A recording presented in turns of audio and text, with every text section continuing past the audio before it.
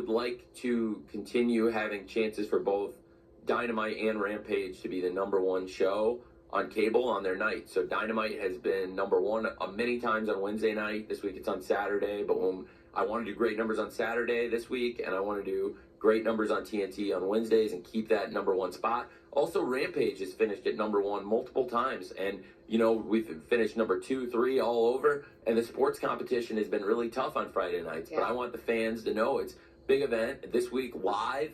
Who knows what's going to happen with these huge matches and the top stars. Are you writing now more of the storylines? I write I have been. You took that more on your shoulders as opposed to when you first started, right? Well, yeah, I saw that come out recently, and it was a little bit.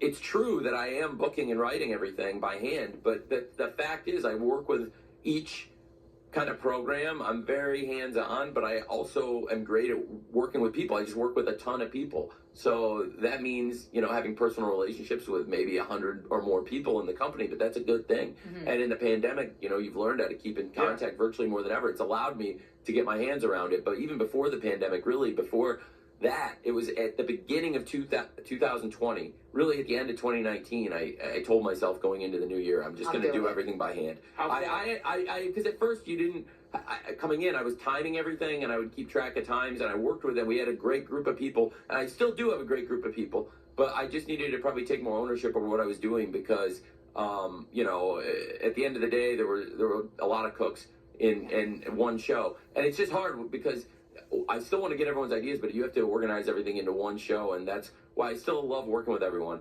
But I just thought it was a little misleading because somebody just reported that recently, but it's really been that way since about 2020, and things got really hot around then too, so I think it's been good for our business because I'm very organized and meticulous about how AEW is structured, what matches go on, and I make sure we have a lot of time for the wrestling and have great matches.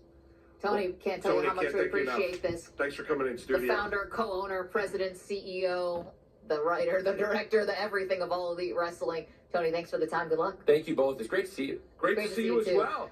We're late to the update. Andrew